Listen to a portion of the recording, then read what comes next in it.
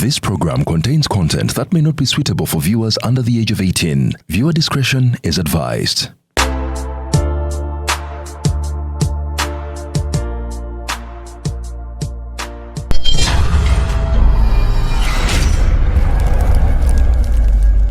Ensonga z'ettaka ensangi zino zafuuka nzibu okwewala katembo oyo yenna. Dduka mu Honest Estate Developers ofune ettaka eritaliiko ndooliito. Baguddewo estate zaabwe empya omuli Gayaza Kiwenda Phase 5, Mabombwe Phase 6 ne 7 ne Ggobero Nampunge. Songa ne mu estate zaabwe enkadde poloti esigaddeyo ntono ddala. Hoima Road, Ngennansa na Bujuuko, Namusera Bugembe, Namusera Phase 3, Kachiri Mwera, Kachiri Magogo, Ggobero Muguruka Phase 1 and 2, Wakiso Kasengejje ne Kachiri Simbamannyo. Ku Lwentebe balina Nakawuka 0 Phase 4 ne Sisalutaba Expressway ate Namugongo Sonde ne Namugongo Misindye. Amazzi n'amasannyalaze weegali bw'ogula kyapa ku mmeeza tuzimba n'okutunda amayumba agawedde. Honest Estate Developers tusange ku Martin Road mu Kampala okumpi ne roundabout ya Aga Khan ku Mankeshwa Building. Essimu noti 772 57 28 73 oba noti 7 57 28 73. Bawulisobola n'okufuna ate abantu abakufaanana ng'omulaba akufaanana akakofiira n'akateeka kakufiira kaffe kennyini ak'NUP n'ayuyukira naye nga si wammwe nga bw'olabanga nti Mwai Museveni yagamba mu kalulu ke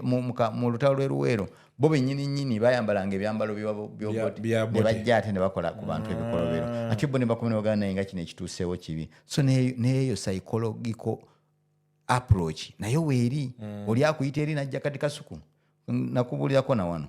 ti omuntu asobola okuvuma asobola okulaba nga Kasuku ali close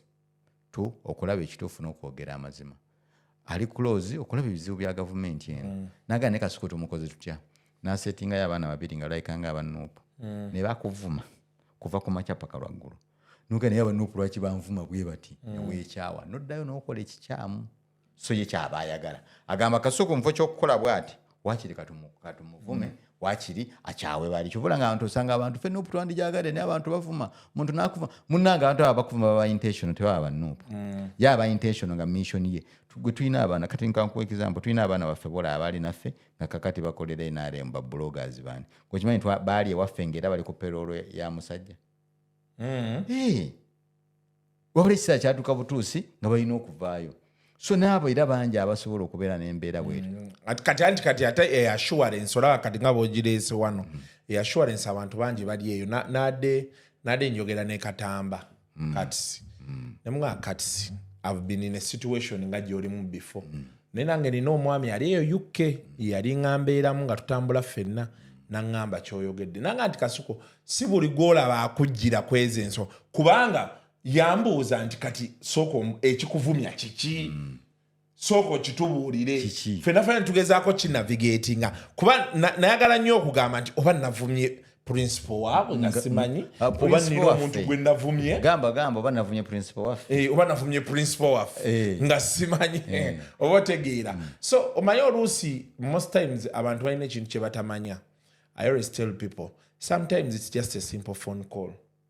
Ntia Kayemba webale emirimu gy'okola sometimes it's just saying we appreciate thank you kati Kasuku ankubulira kati so kati omusajja abe yakinnyonnyolamu nandaga ekino ekintu nga bw'okinnyonnyodde nti oluusi ebeera tactiiki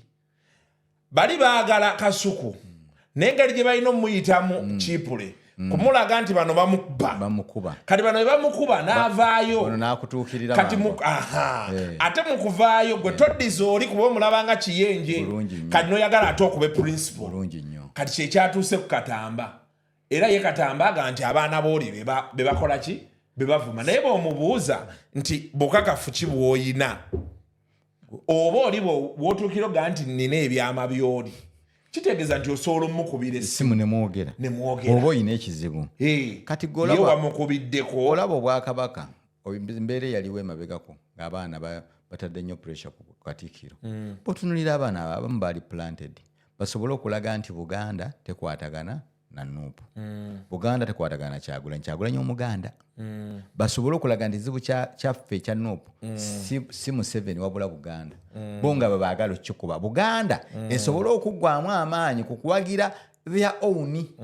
Ekyo twakibuuka mangu era president yali Canada ne America mu convention eziise n'agamba banaganda ba bloga bonna ekizibu kyaffe ffe tuli baana baawano tuli baganda si ffe twasalawo okubeera abaganda tulina kusupportinga obwakabaka bwaffe bwe tulaba omuntu enaalumba Katikkiro omuntu enaalumba Ssaabasajja Kabaka ekyo oba oddidde struggle yaffe gwe kennyininyini ng'okola diversion tulina okufokasinga wali kuba tukimanyi bulungi nti ne Ssaabasajja Kabaka ebintu byo bingi ebitannadda n'ebyayagala kyogamba Kabaka ayinza obutaba musanyufu nga Kyagulanyi president.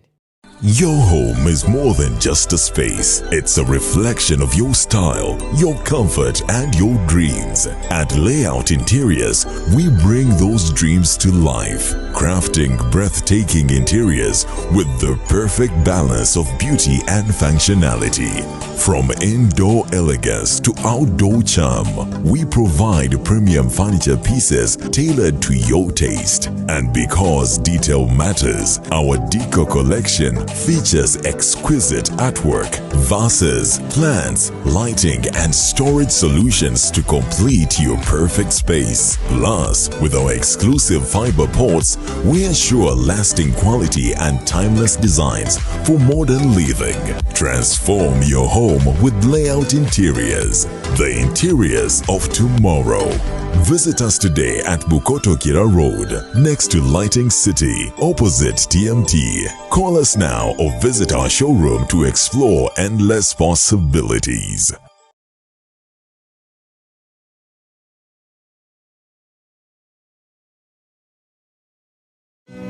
Is ordering your stock from China, Turkey, and Dubai stressing you so much? Is it taking you months and months for you to get your stock? Just 1, 2, 3 and trade like a boss you are. 1. Talk to Aran Global Logistics on 0740 152 331. 2. Let us know whether it's sourcing or sending money to a supplier that you'd want. 3. Enjoy our unmatched customer service. Trade like a boss with Ryan Global Logistics. Find us at Nabugabo Street, BBC Building, Room N412. Call us on +256 740 152 331 or +86 180 723 935 15 or +86 132 502 15685. Or visit our website on www.rangloballogistics.biz. Rand Global Air Express Cargo. We move anything, anywhere. Ruzungu kadera zuku tujikole sawa namba ruzungu. Ruzungu tugenda muzare kujira kutoka ntoko ndimbuzi nyefu sizali samukazi kati ndi muto gwa sasule ewange akyala abulura bababbi abakyala wale somuyomba nyembuto katonda ya chembuto genda weji waminge yabawereza buno bukeke obutini singa babu mutwale bamusonseka mukamwa bwonna n'abufulumiza mu nnyindo kibwa ina guno omugogwa Musa wayitista premium detergent waliwo wanagambye ebola y'akasajja kasendi kalimba bannange esendi bannange.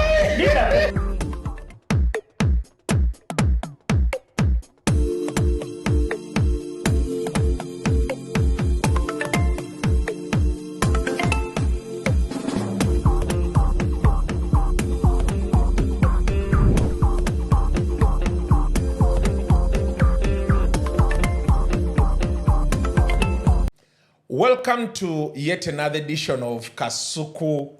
Live. Olunaku olwaleero ndine Honorable Kayemba Solo, MP Bukoma Nsimbi. Nerabidde enkofiira yange ebwerwawo ate njijjukidde ne ngamba ng'ennumi. Kituyambye nnyo n'oba nti ogyerabidde kubanga naye ebigambo bijja kuli presenting enkofiira. Ate nakulaba ennaku ezo owoza Furi Nyanzi Furi Besigye n'odduka emisinde. Omusajja omukulu ki ekikutiisa? Honorable. Kyembuuza kyekikuddisa bw'obanga oyogera kino ng'omanyi kyoliko mazima kyogerenga n'omutima gwo gwonna ekiba kibi okusinga okukyogera fulinyanzi fuliwesi gye nodduka nawulira nga nswadde ningaalaba omusajja omunene bwati obutiitiiza omuli ku mutima kyobunene otaddeko kyaki kugamba bakulaba naddala kati ate singa obadde ayambala essuuti olw'olumu bagalaba omusajja omumalirivu omusajja ow'ekitiibwa naye obutiitize bwe wakola bulinga n'omutabani wayinza okuba kusinga omutima kale ekintu ekyo mbadde nkusaba tekiddangamu mulundi mulala ennaku zino abasajja bakambwe naye bakuba ow'amawulire bakambwe naye buli lwolaba ekintu ekyo tetujja kubatya naddala nga kyoliko kituufu okugira ng'omanyi kyoliko kikyamu naye bw'oyogera nti bannange ekyabeesi gye mumukutte nnyo kisusse omute oba mutuufu eddoboozi eryo kintu ky'obugagga kyokka gy'osobola okukozesa kuba ggwe tojja genda mu nsiko oyinza obutagenda ku street nga ffe naye eddoboozi lino lyokozesa n'abakugoberera ne bawulira nga naawe oyogeddeyo eddoboozi eriri ku sayidi yaabwe munnange kizaamu nnyo era ke nateekayo sebatist nyanzi baamuta naye nga wakateekayo odduka misinde walina okulemera ku nsonga ekintu ekiwunyisa kale akakantu nakogera freebase gye free nyanzi ne tuyitamu sho yonna abaana ke baasalamu abantu nga mbasanga baŋŋamba naye wano there's something I don't understand ebintu ebinyumira abantu babiki akakantu katabula nnyo abantu ne baga kiki kye bwaliko akantu ako kanyumira abantu kubanga bakulaba ng'omuntu gwe beegomba gwe bafollowinga buli kaseera okulaba nga naawe oyogeddeyo ekigambo ku kunyigirizibwa kuli mu ggwanga muno kikyabasanyusa nno munnange kuba bakumanyi bulungi nti ebigambo byo nga bootera okugamba wano nti oyogera omanyi okugamba nti banayinza ebimu byegenda okwogerayo tebirimu magezi naye olusibamu amagezi naye kati oluusi ate kuola wayogera ate ekyamagezi ennyo era olaba singa otambula bwotyo kale tugenda kwenyumirizamu naye nebiri tobivaako ne nayo bibeeremu naye nga bw'oli ku sayidi bw'olaba awanyigiriza yogera gwe kyoba okola yogera bwogezi mazima tokubira gundi kampeyini oba gundi naye yogera amazima agatambula mu ggwanga ekyo kyokka kijja kumala kuba byaffe bw'ogenda mu ddwaliro nga teriddaga nogaa naye nagenze mulago mu Cancer Institute oba nagenze wano nga ntiwabonaabona oba owayirizaani bw'oyita mu kkubo nogaa naye ekikubo kino ekyennajeera embeera gye kirimu mbi nnyo twagala ekikubo kino kikolebwe oba okoze ensobi ki so gweyogera bwogezi mazima muganda wange kyekyokka teri kirala ebisigadde mbikulekere gweyogera mazima agali mu ggwanga ebisigadde bireke era gwe constituency ekwasiza ya mazima gweyogera mazima naye constituency gye wakwasa omusajja oluusi agikwata bubi juzi yali emulakidde ne mugamba kayemba takime constituency yegyekidizi ng'atandise okwekolera avudde ku bantu yali atandise okwekolera eyo takiddira ne mugamba constituency nja kugikima sijja mwongera kisanja alina okutereeza akolera abantu gwe nkuwadde yakwogera mazima bankwasiza yakwogera mazima gwe buli kyolaba amazima kyogere ekitambula mu ggwanga amazima nga bwalabye eggulu embeera kimanyi tujja kubyogerako kati ekyo bw'okyogerako naye bannaaye ab'amagye okugenda ne mukuba abantu emiga talina kye bakoze baba bakoze eki oba owayirizaani okkuba owamawulire ne bamuyuza eriiso ne bagamba naye lwaki mukuba ab'amawulire nga ddembe lyabwe bakola fourth estate balina freedom yaabwe lwaki muba mubakuba oba okoze ensobi ki yogera amazima muganda kati ate amawulire twafunye zambaali yagambye kuffe kwali naye kyesimanyi oba leero barometa anaabeerako kozi yawedde yaleero lwakubiri simanyi oba anaabeerako nanga kyeniiza olaba naye zambaali omanyi zambaali mwana wa ghetto zambaali yakulira nabweru eyo era yasooka kulira ku radio enabweru Tiger FM eyo twaliyo Tiger FM ekyaliyo gyeri ate eraga community radio gyeri kati awo zambaali awo kugombola wetwasinkana emyaka egyo so zambaali mwana wa ghetto bw'otunuulira ewaabwe gye bamuzaala essemuto Museveni gye yalwanira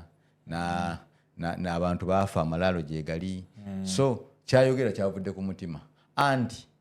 tekitegeeza nti gwakola mu mawulire tolaba kikyamu bakituufu olina okwogera kiseera ebisinga olaba nti abamawulire bataasiza bangi naffe era kasuku bwe bankwatanga vaayo eddoboozi likolenga ddene tolikolanga lyakudduka kubanga tomanyi ti omuntu anaagaba bannange muto omusajja oyo ekimala n'aba alabye ggwe so ebyo bituyamba problem gye twafunamukko mu b'amawulire omanyi the truth is kayemba obuzibu bwe twafunamu naddala kati ffe abantu betera okugamba nti tetulina nnyolo naddala ng'owulira embooka ezigenda mu maaso encunya gye bacunyamu abantu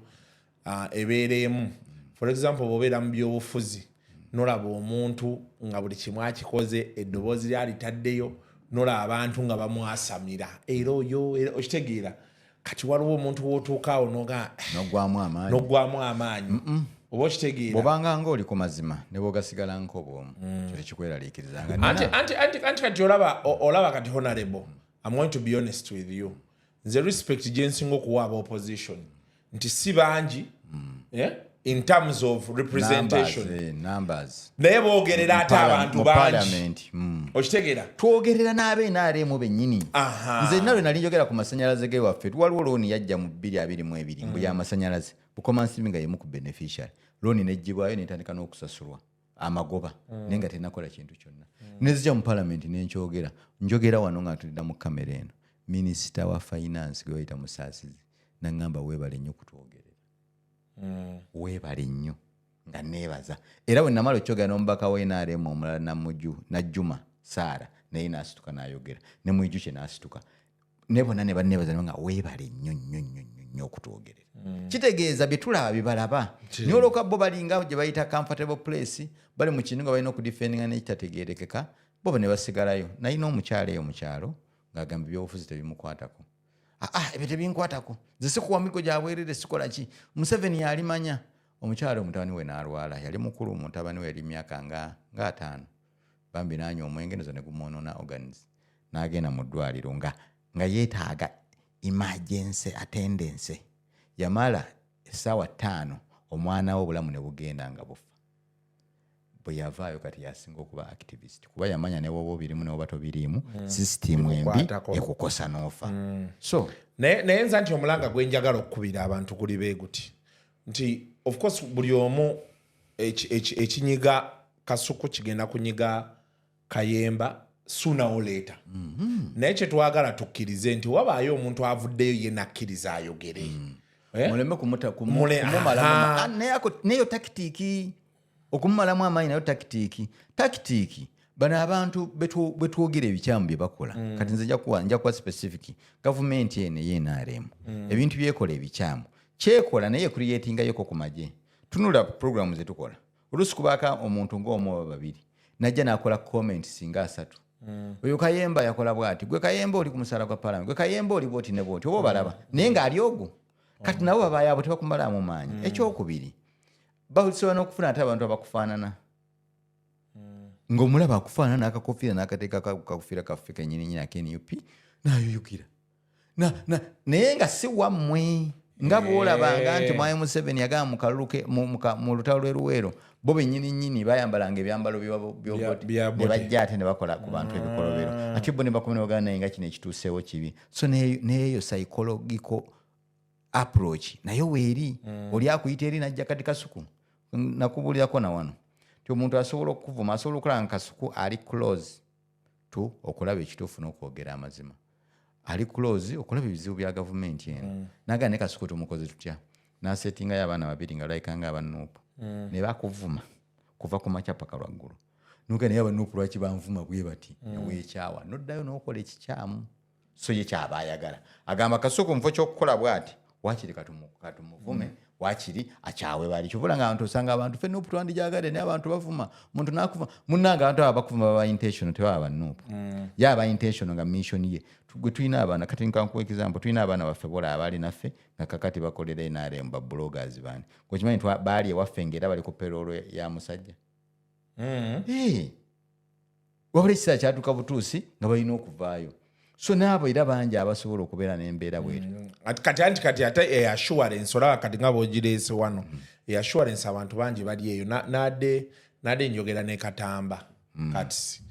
nemuga Katsi I've been in a situation nga gyolimu before naye nange nina omwami ali eyo UK yali ŋŋambeeramu nga tutambula ffenna naŋŋamba kyoyogedde nanga nti Kasuku si buli gwolaba akujjira kweza enso kubanga yambuuza nti kati soko ekikuvumya kiki soko kitubuulire ffenna tugezaako kinavigatinga kuba nayagala nnyo okugamba nti oba navumye principal waabwe nga simanyi oba nina omuntu gwe navumye gamba oba navumye principal waffe oba navumye principal waffe nga simanyi oba otegeera so omanyi oluusi most times abantu balina ekintu kye batamanya I always tell people sometimes it's just a simple phone call ntya Kayemba webala emirimu gy'okola sometimes it's just saying we appreciate, thank you. Kati kasukwa nkubulira. Kati so kati omusajja bwe yakinnyonnyolamu n'andaga ekino ekintu nga bw'okinnyonnyodde nti oluusi ebeera taktiiki bali baagala Kasuku n'engeri gye balina omuyitamu Chipule kumulaga nti bano bamukuba kati bano bamukuba n'avaayo kati ate mu kuvaayo gwe toddiza oli kuba omulabanga kiyenje kati n'oyagala ate okube principal kati kyekyatuuse ku Katamba era ye Katamba aga nti abaana booli be bakola ki be bavuma naye bw'omubuuza nti bukakafu ki bw'oyina oba oli bw'otuukira oga nti nina ebyama by'oli kitegeeza nti osobola omukubira essimu ne mwogera oba oyina ekizibu kati ye wamukubiddeko olaba Obwakabaka embeera eyaliwo emabegako ng'abaana batadde nnyo pressure ku Katikkiro bw'otunulira abaana abamu baali planted basobole okulaga nti Buganda tekwatagana na Nuupu Buganda tekwatagana na Kyagulanyi Omuganda basobole okulaga nti ekizibu kyaffe ekya Nuupu si Museveni wabula Buganda bo nga bwe baagala okikuba Buganda esobole okuggwamu amaanyi ku kuwagira their own ekyo twakibuuka mangu era President yali e Canada ne America mu convention ezo eziyise n'agamba banaaganda ba buloga bonna ekizibu kyaffe ffe tuli baana baawano tuli Baganda si ffe twasalawo okubeera Abaganda tulina kusupportinga Obwakabaka bwaffe bwe tulaba omuntu enaalumba Katikkiro omuntu enaalumba Ssaabasajja Kabaka ekyo oba oddidde struggle yaffe gwe kennyini ng'okola diversion tulina okufokasinga wali kuba tukimanyi bulungi nti ne Ssaabasajja Kabaka ebintu bye bingi ebitannadda naye byayagala kyogamba Kabaka ayinza obutaba musanyufu nga Kyagulanyi president kuba abeera kushuwadde nti Omuganda amukubira n'essimu n'amugamba omubanda wa Kabaka kiri kiti eyo oli oti eyo ndi gye ndi kyogamba tekisoboka ekyo president Kyagulanyi mukwano gwa Mulangira Wasajja Omulangira Jjunju oyo Jjunju nange kyaliwa n'abantu abalala ab'enjawulo ne bali bayagala bateekewo narrative eyo nti Nuupu kuba amaanyi gaffe gali wano kati batandika tulabanga bali ku loggerheads ne Buganda ng'embeera gye baagala okuteekawo naye neebaza nnyo nti embeera eyo oluvannyuma yakwatibwa mu mbeera ennungi nti olaba nti ebiriwo olaba nti ne pressure eriwo kati olaba ng'ebintu bya nja kuwayo example eya CBS president wange yasemba okugenda ku CBS naliko nze kennyini 2 program yali y'amaanyi nnyo buli muntu yagiwuliriza tiyaleka kyekimu abantu abo abali mu stations naki ffenna emitima gyaffe si gye gimu license ya CBS tebaddewo anytime naye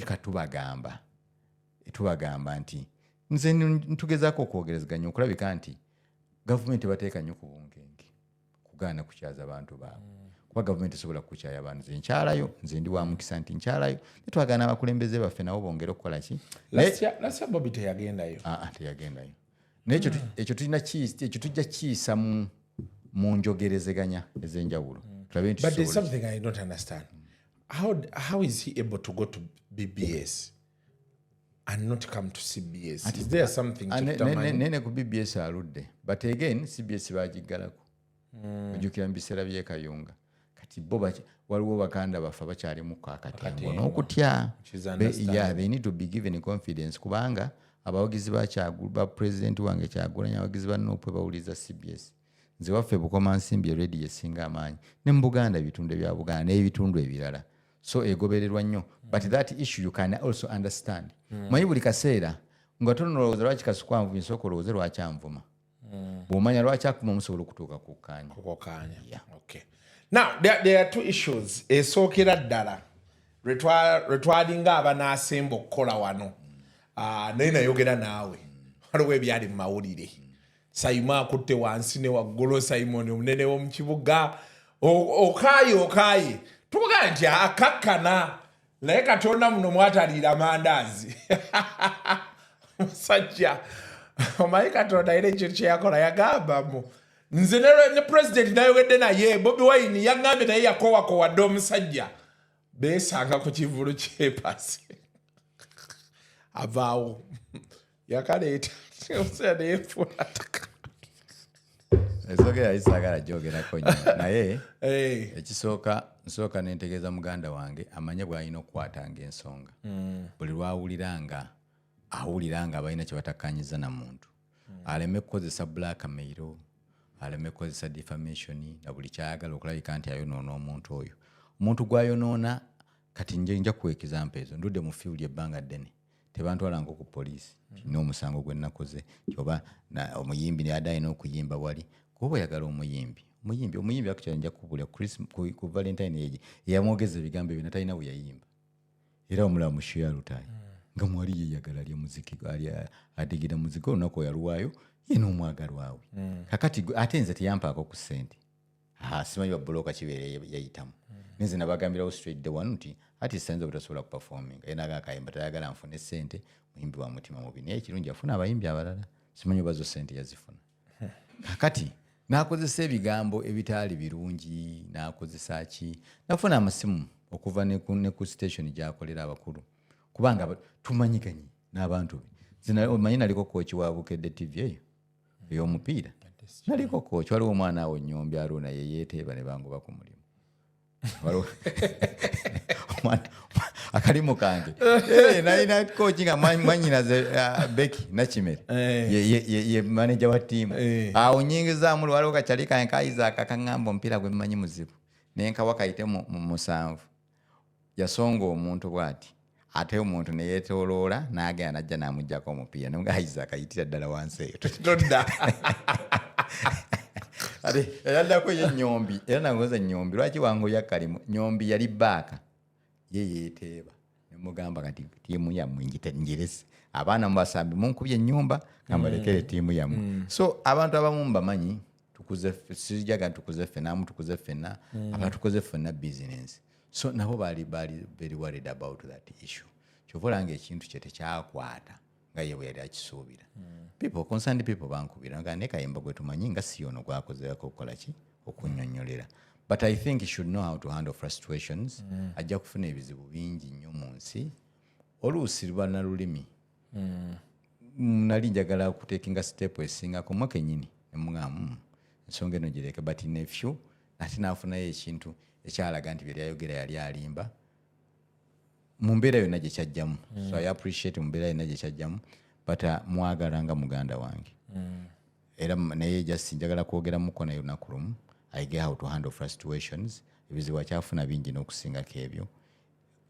ajja kufuna disappointments nyingi n'okusingako awo amanye bwe bakwata ensonga aleme gamba nti ono wagira ngende mpayirize Kasuku yakwata n'akaana Kasuku yakola ne bw'ati ebintu ebyo bijja mukosa oluvannyuma kale kasite ensonga wagimala ekyo nekiggwa bulungi now tubadde n'akalulu ke Kawempe kakyagendera ddala mu maaso naye buli lwe mugyeyo omutwe gavumenti oba sagala kugamba gavumenti security agencies katugende ku security agencies kuba nalabye candidate wa NRM omukyala Nambi ng'agamba nti ensonga zino baali bazoogerako ebintu ebikolebwa naye takkiriziganya nabyo anti yesi wa government ye candidate ewe NRM nesi wa government ebyo bikolebwa government yebikola mbadde na muganda wange nesimu gye mbadde njogererako wano muganda wa fomu nkulembeze mu NRM ne mubuuza ebintu bino ebikolwa biki nagawula naffe bitusukkako oluuzi ne bagamba ne mumanyi nti abayeekera abasooka bataagala gavumenti eno bali mu mmwe bennyini abantu batambula balaga obuwagizi bwabwe eri omuntu waabwe mujja mubakuba nze nkulira omuluka gwa Kazangola mu kalulu ka Nalukoola kuba Kazangola lwaki ngukulembera nabeera mukko mulimu zooni awo saidi zaawo nabeerako Kazosi Kazangola Central waliwo n'Enkere zooni awo n'endala n'Enseegula Mirambo kwa nabeera mu zooni 3 awo mu Kazangola so abantu bali happy twakeddeyo mu Kazangola luddawo eyo mu Nkere yonna abantu bonna bakuba bukubi ndulu basanyufu ne candidate waabwe president wange ava ku kitebe mu kuva ku kitebe abo bakubiddewo abaana tumanyi nabo bayinza okuba bafu abamu baba tutte ku poliisi ewandege yabasibe okuli Honorable Nyeko okuli Honorable Muwadamu Kunyingi waliwo akawala wakazanya Nabbosa waliwo omuvubuka Mayega n'abalala bangi ne babakuba ne babatwala tayini balina kye bakoze bawerekerako president waabwe kutuuka batuuse batuze kuba emmotoka nazistopinze ekazo ku kisaawe nembaga tulinde president ajje tuvuge rumu convoy yani enkola arrangement ya emmotoka nga bwe zigenda okutambula. President basoose kukuba abantu bwayiseeyo miko ne bajja olwatuuse ne bagala okublockinga emmotoka yereme kweyongerayo kitugende kawempe kutano rally gye bamanyi eri scheduled obulungi mu harmonized program ne electoral commission. Mukama n'atuyamba emmotoka eyo neyitawo nejoyininga neyesigi neyitawo nejoyininga ezo zajoyininze emmotoka nga 5 nga 3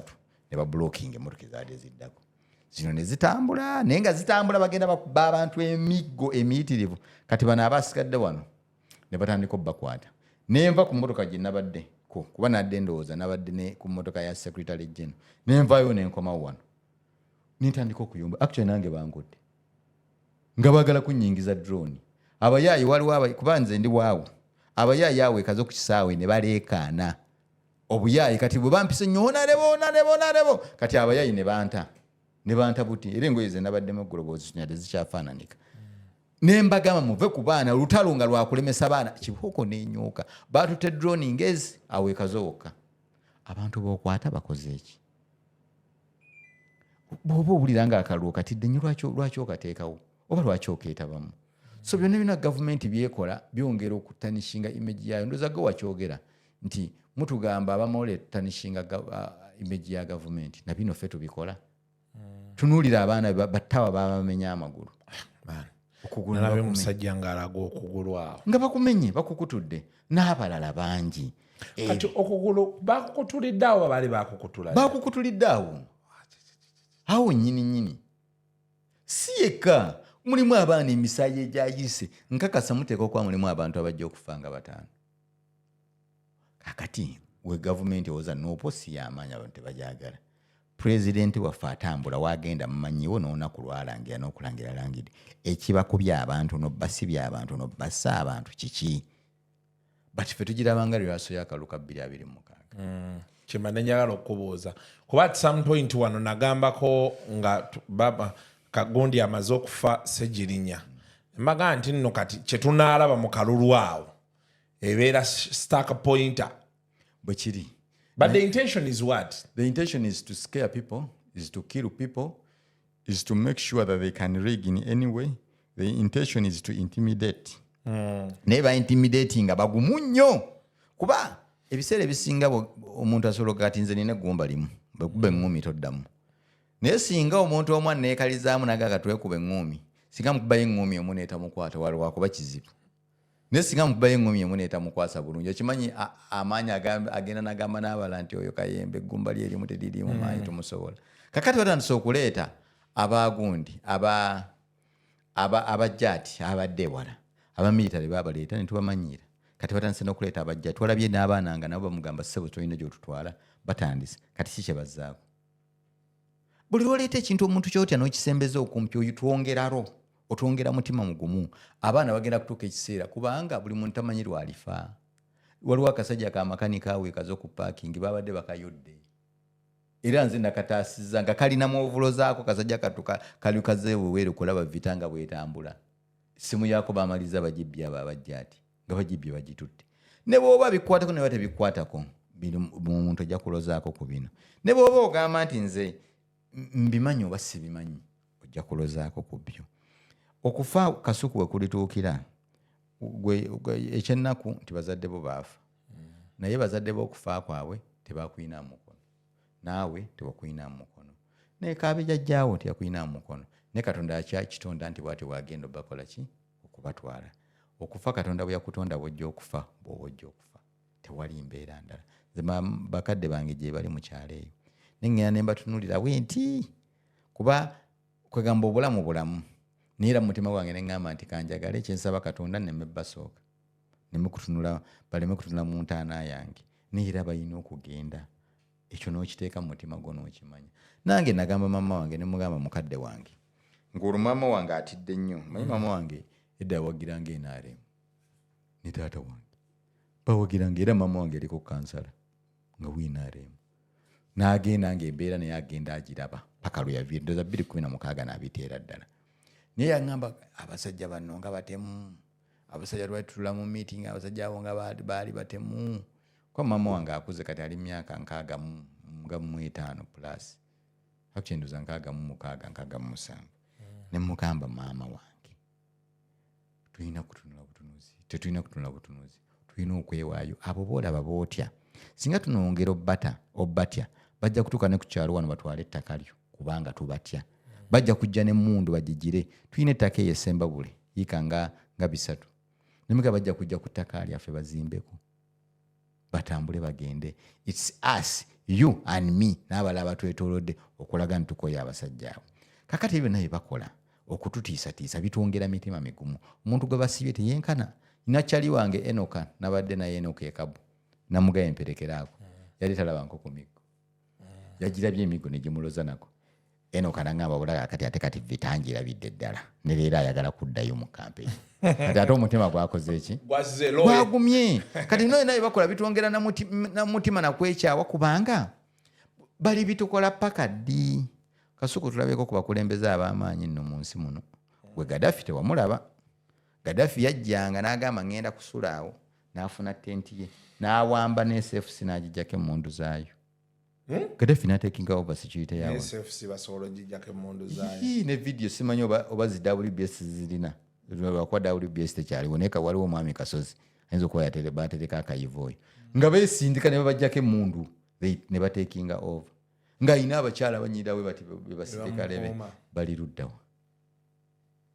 Buli kintu kyonna buli olaba olusozi nga luwanvu nnyo ne lw'enzooli gwe tunuulira ayina piiki gye bayita Margarita ffe mu Luganda tugiyita Marigarita. Kaakati ayina piiki eyo bw'otuuka ku piiki eyo oba olina kukkirira. Bino byonna gavumenti ya Mwai Museveni byetukola eri ku piiki yaayo yagalagaana tuli kasozi waggulu wadde okalinnya kabadde kazibu nnyo katuukako tukatwalidde ebiro n'ebisiibo walayi tugenda kukkirira n'ekibuzo nti tukkirira gwatubonyaabonyeza nga tutambula nga tulinnya nga twerwanako nga tuli ku mazima gweyagala tukolamule tutya. Wano tunulira abantu nga balina families ze boogerako buli kaseera. Famire yoyo yabonyaabonya abantu nga n'abaana bali yagamba atya n'okwogera nti ndi muzzukulu wa gundi obono. The same thing kibazimba. Mutunulira generation ene yaffe tali mu kusosolegana. Generation eyawamu ffe. Nenga mmwe mwagalera okuteekamu okusosolagana mu kukolebwa muti tulaba twetegereza. Bye bakola bigenda kukomawa. Kasuku bw'otunuulira embeera bw'etambula tesoose wano. Ensinyizo ne ba dictators abakambwe nnyo abassa abantu ne batta abantu nga lajja ne ku street n'ayokya abantu omuliro ne bafa byali emisiri byatuuka ekisa ne biggwawo. Kyogamba Katonda ye talaba kyekitambula mu nsi. Kyogamba Katonda ye Uganda yagisangula mu nsi ze zayina okubanga yeetegereza. Ffe tunula ebintu nayo ne bakola n'otunulira tweet za Mwai Muhoozi zaakola n'otunulira n'ejjaati byekola nga biri ku kamera ensi yonna ebiraba. Bennyini batekuko bakuwa gavumenti eno abasirikale abo nenga banoonya sparking point. Kati boke batukoleko ebikolobero naffe tunyiige batwegatte kati. Tosobola kubanga oyagala gavumenti eno n'okola ebintu abasirikale abo bakola. Never. Abantu abo batuwagira tetunnamanya kimanyi naye bagezaako okutukuba emigo batufrustrating bakole ki omuntu omanyi ne capable ginyigize nnyo ku kisenge yeerwanako ate neekuwangula. Kati bali mututeeka ku kisenge bwe bati baagala babuuza muli ku ki. Edda sijjukira musirikale oyo gye namusanga nalimba kutambula wanamusanga ku airport n'emyaka gyadda naŋŋamba byemukola tubiraba ne mbanga abanate ne bwekuba kwekalakaasa nnaku lumu nga mukimala mukita ninga mwenna okunyigiriza kyogamba nze omwana wange asomerawo naga kyogamba nfuna ssente mmeka kyogamba ennyumba yange eri luddawa ne simujjukira kuba nandibadde munoonyako ne muganda wange bitambula bita n'erinnya sirijjukira nezigenda omusanga omusajja lwanda omuli naŋŋamba ebigambo ebyo. Bino byonna bw'otunya security forces zebikola bo bayinza okulowooza bayamba gavumenti bati bongera kufuelinga abantu bongera kunyiiza abantu bongera busungu bushutingisa waggulu. Sparking point n'akyusa omukulembeze ono atwesibyeko eyinza okubeera awo era nga nabo balivaayo oluvannyuma nga tutta obukulembeze ne bagamba bannange naffe twali tubawagira kyokola nga twakola ebikolawo ebiri. Tosobola kubanga owagira Museveni n'okola abasajja abo ebintu bye bakola abasajja abo Museveni yabatukyawadde ne bamutuuka ku mutima. But do you think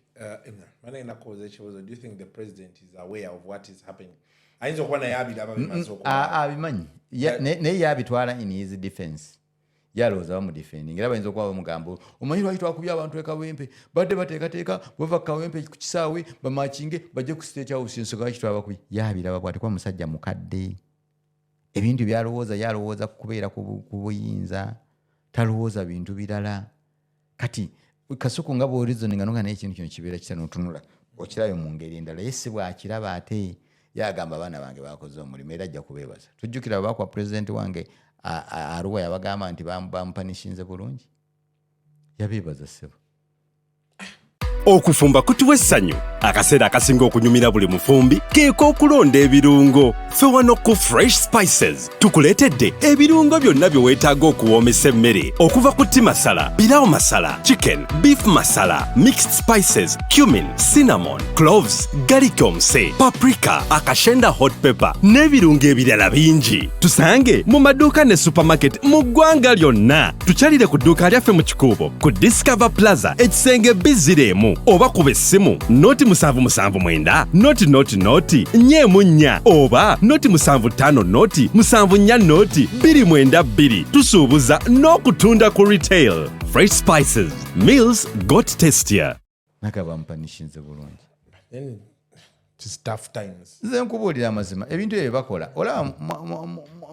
Museveni oyo yagamba Amini wejja ku bukulembeze yakola ebintu bisatu okwonoona ekitiibwa kya Amini nga Amini okwonoona ekitiibwa kya pulezidenti okutabangula eggwanga security abantu basobole okunyiigira Amini bamutinawo kakati ffe bwe tutunula bano bebakola naye balayika naye nga situli bubeezi nabo naye nga situmanyi kwana bye bali mu kukola bali mu kutyobola ekitiibwa kya Museveni ng'omuntu ate nga naye akimanyiiko bali mu kutyobola ekitiibwa kya pulezidenti kubanga naye akimanyiiko kuba akimanyi bulungi ne bwali mu ntebe titagiriimu legitimately tali bali mu kukola insecurity bawamba abantu ebintu bye bakola bikubisaamu emirundi 10 ebyaliwo mu mirembe gy'Abamini n'Obote ate nga tulowooza nti ku bintu ebyo abaabikolera bano babiinamu omukono kuba babyogera nti bakozinganga insecurities ne batabangula abantu basobole okunyiiga so tunuli ebintu byo naye njagala okutegeeza bannayuganda buli muntu alina okukola kyalina okukola ekiri mu mateeka abasajja bava mu mateeka tetulina kuva mu mateeka kubanga ye kyanoonya ayagala alaga ensi yonna singa yatutta dda singa twali situli mu mateeka singa tewakyali mulamu singa ffenna kuba kyanoonya tuganye atusetingidde abantu abayitirivu nga bambegabe naye ne bagamba tuyine emundu tugende tuzikwate nga basajja be ebyo byonna ne tubibuuka ne bagamba ffe situkkiriza mu kuyiwa musaayi ffe twagala tutwale obukulembeze mu mateeka nga tewali ayiye musaayi kuba obukulembeze tebukyukanko nga tewayiye musaayi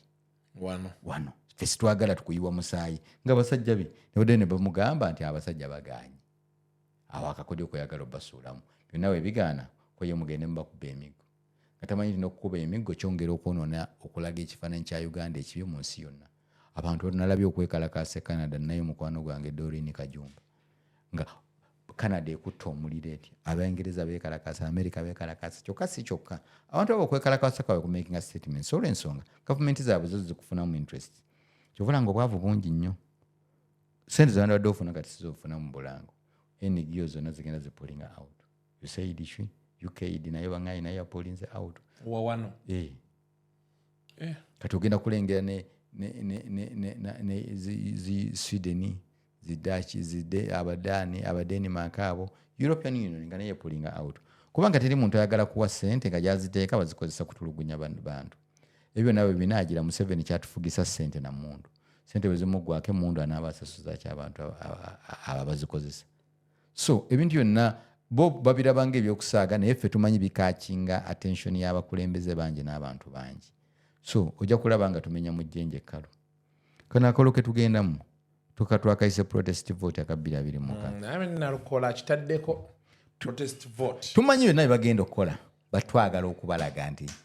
we are protesting against you that's why we are voting massively we are voting you out of power massively tuleeta omuntu gwe twagala naye abantu bo beewandiisa nnyo amina bannayuganda munnange statistics ziraga kati bapameka beewandiisa tebannazifulumya naye nga bw'otunula bannayuganda si boogezi nnyo bati bakola obunyevu bwabwe ojja bulabira mu bubokisi bwe bagenda okulonda andi Museveni wanaakwata ensonga eno nga bwali mugikwata kati Kasuku otusobola obukulembeze nga buli mu bantu bo kuwaffe tubulaba buli nga bwe ate nga tasobola butabikola ebyo ogenda kundaba wano ng'okunkyaza wano nzija n'akamotoka nkankulembedde mu maaso awo ninkutuukako negamba how are you my brother ninawe nabadde ne ntambi nga twegabira ebifo nembaga nti gavumenti yammwe weekwatiramu wano ngumidde kuggwe ssebo kati kyayagala kifo ki nze ndi under you gwe wookwata nga nti bakukyusa ne bakuzza mu landisi nga ntuula emabega nja kubeera naye ekirungi oli mugivu nja kubeera mu ministry ya sports eyo nja kukuwa director communications mu ministry oba onkanyuze ku National Council of Sports anjagala obeere director communications wa ministry yonna bulungi nnyo oteeketeeka emikutu wali okole community tugenda kukola CSR wali tugenda kukola wano otegeera kuba tugenda kuba n'abakozi batini tugenda bakiza naye nga abatini tubasasula bulungi naye ng'olina okuba ng'okola era tujja kujjanga oyo tuge mu ofiisi saawa 3 tujja kukugoba ati omulimu gwaffe tujja kukwata mukwaleere ng'olwokuba manyi honorable minister era ajja kuja ati nzo nsangamu emu nga watuuse dda kakati g'otuuka ate wenzija jjukira communication mu kitongole ekola omulimu gw'amaanyi kati soka ne mbaa mumpite ku director yo communications nga mwoli mu ofiisi ne nkuwaayo ogusooka ne nkuyita nga kyali wange badde nkusaba okeereko guno omulimu nkulaba naawe nga bwe gutambula nenkomawo ogogene mumpite ku director communication yasuzanywa ziwisiki ziddaawo manya bereya zonna yazitala fitina y'abatanjagaliza mu ministry kamange taliiwo dozola tiktok yabadde mu bbaala abikula bereya ziizo ngaero bikula mbikula olina omubalangira abaavu baffe tata kati ekyatuleeta kyekino ate abaatulonda balangira kale kamulindi akati ng'ojjooka okulinga nkugane kaakati bere eyo wani mukendezezaamuko nadda mu biseera ebyokukola bw'ogaana oguddako osanga bakyusizza ng'ekigalo kyo tekikyaggula ng'ojjango nga mukulu kika kimugamuga kakati kuwaddeyo ko emyezi ebiri osooka onywa ebbere eyo yakutuuke bulungi bw'onaawulira ng'omumaliriza ogenda okulaba ng'ejja tulangiridde omuntu omulala kati ng'omanya nti eno gavumenti eri serious era mmanyi okugamba abantu ti gavumenti empya egenda kuba very strict omuntu yenna agiyingira ng'alowooza okubba n'okumpanya egenda kuba nkambwe nnyo kubanga bye tulina okuzimba bingi eggwanga lyaffe liyiriise nnyo teririiwo tulina genda nga tuligatta mpolampola so bwe tulifunamu ate omubbi tutunga bw'ayuza oyo tekijja kumwanga luzira ajja kujjula nkubuulira luzira ajja kujjula katula n'ababbi ebintu kati gwe baleke ffe tujja kukubuuza olina ekizimbe ekyo nawali wali ofuna ssente mmeka tukola lifestyle audit eyo babiteeka mu mannya g'abaana tujja kububuuza abaana mwana gwe wakolanga mulimu ki ogwakuwa ebintu ebyo Magufuli bwe yakola Tanzania waliwo omusajja wange omu kati alina ttimba giyita Fountain Gate ye minisita wa finance Magufuli yali amuggyako ebintu byonna era Magufuli okufa nga ne minisita yagimuggyako ng'ebintu ebimu yabiteeka mu mannya g'abaana lumu yaleeta akaana akamyaka 15 Magufuli yabaga munoonyeza nannyini kizimbe ekyo abaali nga muleetedde akaana nakabaawa you boss akana I'm fine sir how are you Mr. President oh you are the owner of that building katunula kati where did you get that money katunula kati we kati nagambe kizimbe ekyo mba mudda ministry of education tuddamu kupangisa waje ebadde eddomu so ebintu bingi bisoboka naye kwegambe gwango dizimbo jijja lirivudde kijja kwetaaga okweresa kungi tujja kwetaaga okwewala ababbi n'abaagala okubba tusobola okuzimba eggwanga lyaffe Kasuku tojja kuva Uganda ne bw'oliba olivuddemu olidda kuba ate embeera gyeraga mu mbeera gye tulimu bannayuganda bwe twerwanako ennyo abantu bayinza okgenda mu buwaŋŋanguse bangi singa situguma ne twerwanako ne tugamba nti tulina okuwositinga abasajja bano tutwale obuyinza bwaffe embeera eddako nga bw'otunuulira ezo zitwiti ze bakola ezo na biki ojja kwesanga Kasuku nga abantu bagenze mu buwaŋŋanguse siwuli agenda mu buwaŋŋanguse nti abaabwagala neja bajja kujja bagambe gwa Kasuku wali totuwagira otandika okulaba nga batandise okukuyigganya bwe bakuyigga wano bwe bakuyigga wali nga kyolina okukola kunoonya kaviza awo kakuli kumpi kugenda e UK waliwo looya gwe nali naye UK wiikendi eyo ewedde naliyo ku ndongo yaffe naŋŋamba naye neetaaga okukolayo koosi ye UK kubanga essaawa yonna Museveni tusobola ogenda mu buwaŋŋanguzi ne bwe nzija wano nkolaki nitaaga ne nzija wano kumulaba musajja mukulu myaka nga 5 naye ng'omulaba apulaninga alaba eggwanga gye ligenda n'olwekyo bannayuganda either oba oli wano oba toli wano eggwanga lyaffe bwe litambula bwe liti gye ligenda actually eggwanga lyaffe lyafa dda tulina kwerwanako ffeffe nnyini bannannyini eggwanga tulabe tweddiza obuyinza bwe tunasuulirayo gwa Nagamba tugamba abasajja bano tubaleke waliwo omwana omu namusanze agamba mbu kaakati ani abatuma okulwanirira ensi eno munnange teri atutuma abaana gye bali eyo abatategeera twerwanirira kubanga embeera embi etukosa onfuna bulungi bwe mba nnwanirira eddwaliro ebbi mba neerwanirira kuba mwenja okugenda bwe mba nnyamba amati amasomero gabeere malungi mba neerwanirira kuba abaana bange mwe bagenda okusomera tebagenda kusomera walala bwe tulwanirira enfuga embi n'okutyobola eddembe ly'obuntu nze kennyini kuba nze gwe babajja okusiba bateekeyo otuna ki PDF amendment act okiwulira kye baagala okukola kubanga kati abo bonna bannyako bwe baakutte bamuwada baani olw'okuba kooti ekisazaamu singa olwedde bali makindi singa bali muzisiemu ayo batulu situgamba nti kutulugunyizibwa kwaweddewo ne kati babula batwala mu nnansi singa bali mu kooti masho olwedde baatuuseyo dda ne baagala kizza naye ng'ekigenda kyakyo si kukwata mu bantu balina muntu kukwata opposition kubateekayo Kasuku oli asobola n'okujja nga ayagala okubba ewuwo nagamba Kasuku yalina amasasi ogenda okuprovinga nti olina amasasi kuba ate kooti masho talina busobozi obwo bunoonyereza bumala bubakozesa busungu na kibuli ennyumba yo oli agibbye ebintu bye tugezaako okutaasa gw'omanye ekiwogo omuntu asangawo ettaka n'agamba eryo lyange ne bamubuuza bwana kaki balina amannya gaabwe abasinza okubba ettaka eyo ey'ekibuga ettaka lino walijjawa amasasi ne gavayo ne ganyuuka abantu b'ekyalo bamanya ekivaamu kudduka n'aleka ettaka lye yaziika bakadde we yaziika bajjajjaabe n'atambula n'agenda n'afuuka omuddu mu nsi ye yembeera gye tuli museko so wetwa tuwogera kulwana abo abaana abawoza mbu nze politics namuta nze yinewunya abaana abo bakuba emiggo abo kati nupu ne president waabwe Kyagulanyi yabagamba ffe twatuulawo ntibagamba tubalwanire njagala obbakakasa gwe beera gy'oli naye naawe tujja kulwanira lwampaka kuba naawe embeera embi buli muntu ejja mutuukako naffe tulwanira kufuna justice mu nsi yaffe naffe kulabika nti tweyagalira mu ggwanga lyaffe so si kubeeraawo ng'oli momboze mu ggwanga lyo otandike okulomba mu ggwanga lyo obeeraawo ng'omulimu gw'olina omukulu okusabiriza okufuna k'okulya kyokka ng'ate oli muyivu nga n'emirimu gy'osobola okukola gye giri gwe muganda wange avuga boodabooda owuna okuwambanga boodabooda zo buli kaseera ng'abasajja baziwamba kubanga bo baagala okubeera mu mulimu guno ebyo byonna tubikooye ensonga lwaki otulaba nga tuli ku sayidi gye tuliko sayidi gye tuliko erina risks nene bakukuba ne bakumenya omugongo bakutta zikyasobola kukola bizinesi nga bwe nazikolanga actually bizinesi zange ezisinga zaafa kubanga abantu batya okukolagana nange nakolanga bizinesi mu NGOs ezo ojjukira lwe twajjaawo tetwalina ennyimba zaali zo za path twagituma where everyone is accountable everyone wins nekikola nga kirimu emitwalo 16 egya dola nempita Misaki nempita Rema nempita Bugembe nempita Bafana ewantaka walya Hildaman tukola project buli omu n'avaawo ng'ayina emiliyoni nga abayimbi bafuna emiliyoni ekitono ennyo nga 7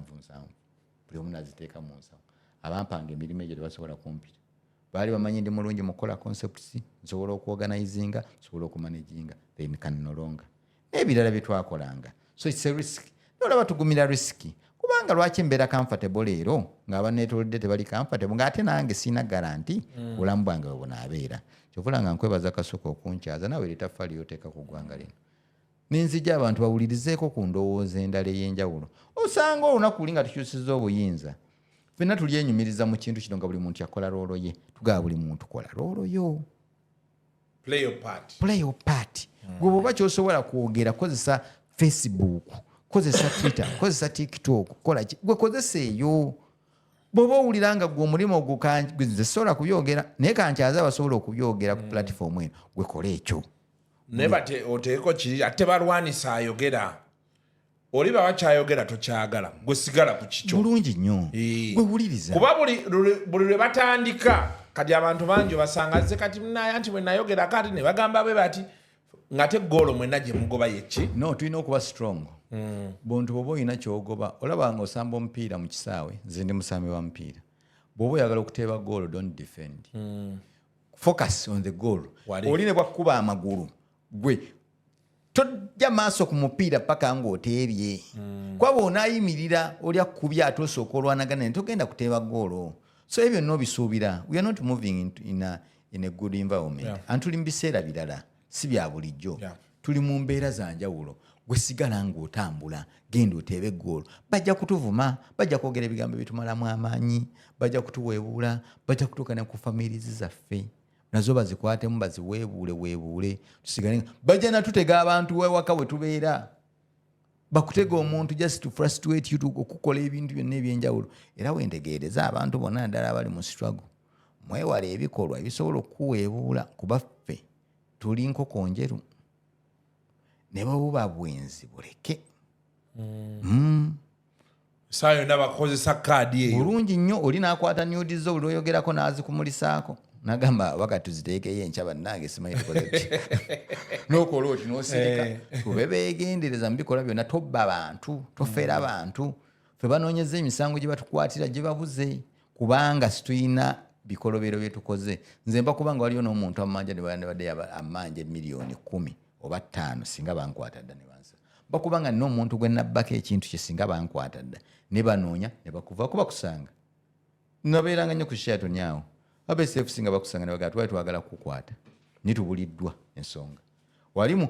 organization ya kino waliwo ne wano tewalabikawo wano wakola boti twali tukutegedde tewalakola boti ninga tinange simanya Katonda nyamba buki anyamba buyambi so it's a survival battle tuina kulwana kubanga gwe tujjako si wa kusaaga amaze mu bukulembeze emyaka 4 aina state power yonna eri wuwe sente ayina zize n'abantu abamu baamutya ne bamulabanga Katonda waliwo kyali wange onalebo Segona Museveni ono propaganda yamuvadda omanyi mu nsiko yagamba mbu yali gundi yali manya kapa kati onalebo Segona jajjawo yamutuma agenda ano ne sukaali agenda agula amata n'asanga abaana basamba omupiira n'akuba eddiba amata ne gafa kanadde waka ng'obudde buyise jajjawe nambuuza negwe n'olwayo namugamba nduddeyo nnyo naye nsanze Museveni jjukira baabuuzanga Museveni wali mu kitundu jajjawe siika gwe banakulya wayinza notusiba kati bwe bagira n'amuuza banoga wayi Museveni abadde ayambadde atya koye abadde tanayambala abadde akyali kapa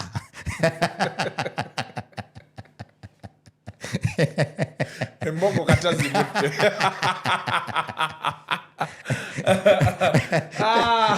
jajagamba omwana ono yakula atya mwemusaza kyali mu foomu ya kapa mwabadde tanayambala nabalina bwe twakuliriza emboozi zaali zitambula mbobeera olyawo ng'akuwulira naye newe ensi kukula naye nze naye ne pasita gwe mmanyi mboyo tomwogerako ajja kuwulira nawe tomumanyi otuuka wali nga abantu bonna babimanyi nga abimanyi byomwogeddeko but ebyo nakuba creating fear n'abantu babukodyo so nabino webiri propaganda nti it's a hustle but what I know we shall reach kubanga Uganda ebonyebonye nnyo tulina ensi nnyingi ezabonaabona ne badikiteta abaali ab'amaanyi ennyo but time yatuuka neggwa tiri lusozi lwolinya nga tulina we lukoma lwonna lukoma luno tululinye lulina we lutuuse oli mwana wa bayibuli abayisirayiri bajjukira babeerera e Misiri baabonaabona baamala emyaka aga nga batambula okugenda mu nsi ensuubizi so bino byonna byetulimu byetubonaabonamu nze mmanyi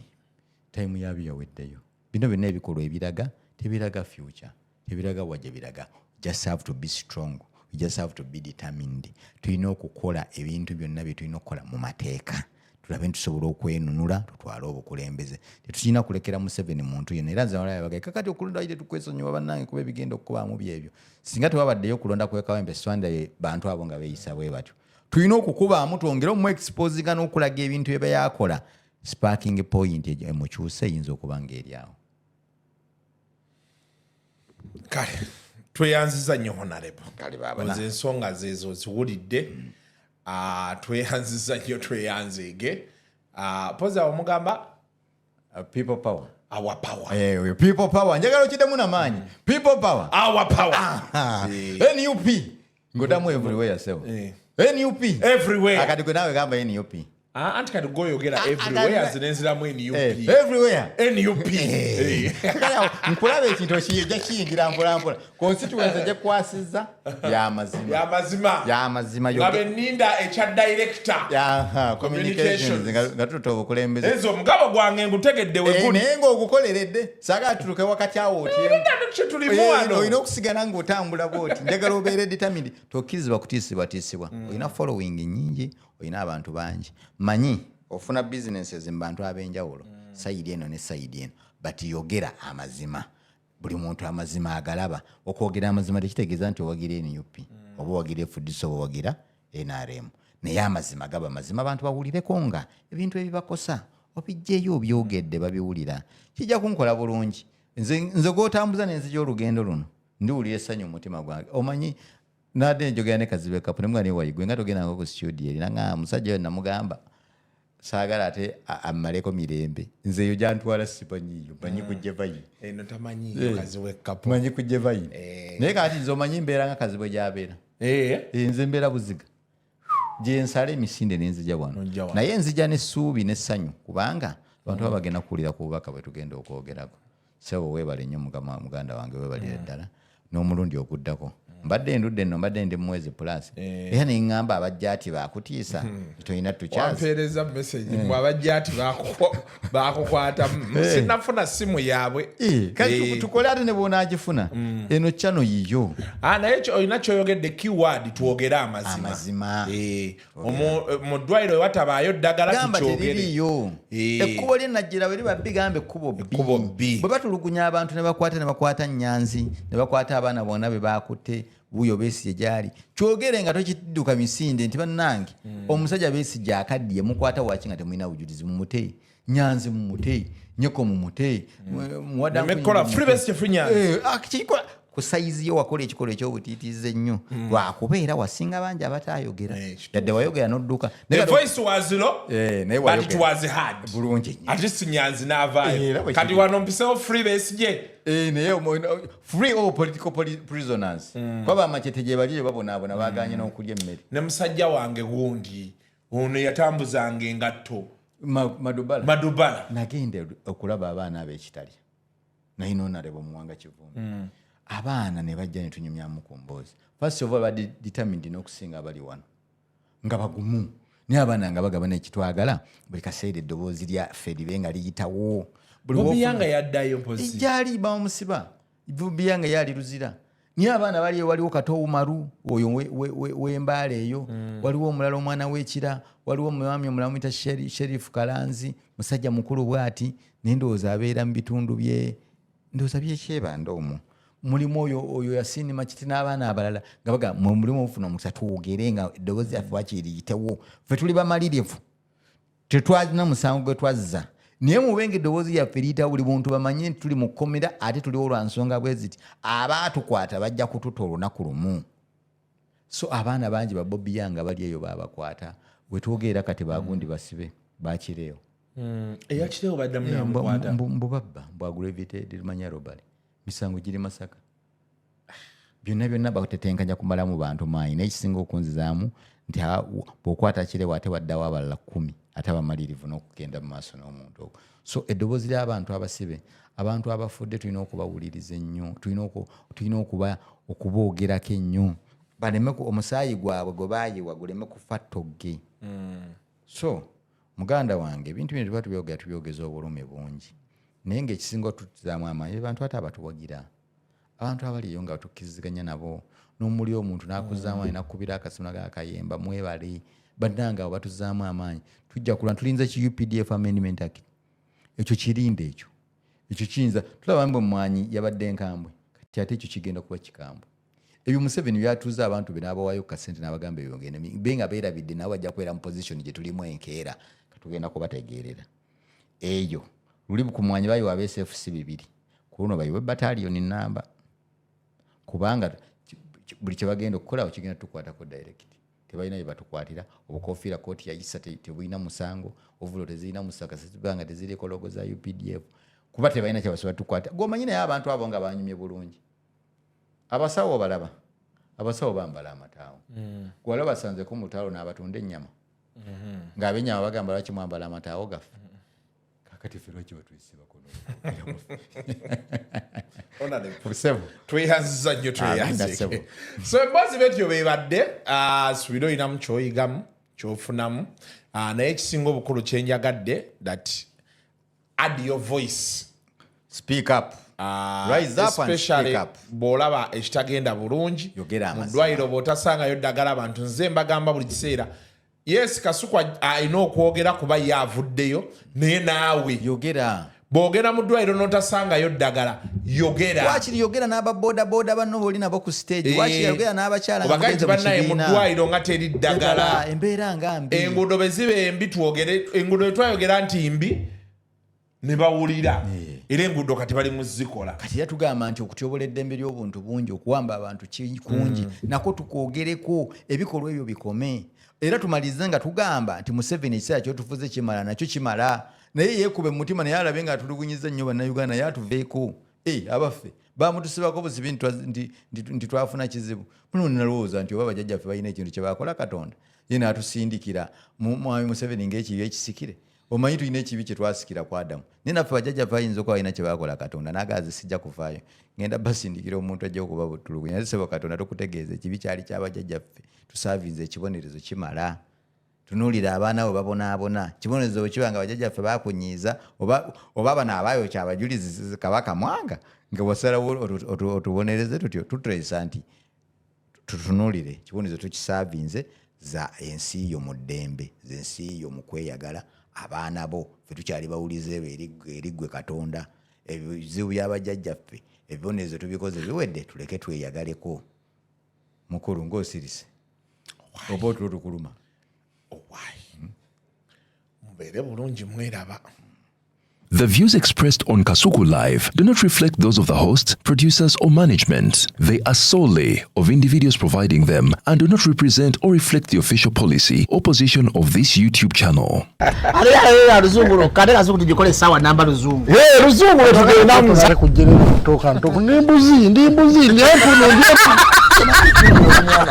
Sizalisa mukazi kati ndi muto gwasasula ewange abakyala abo boolaba babbi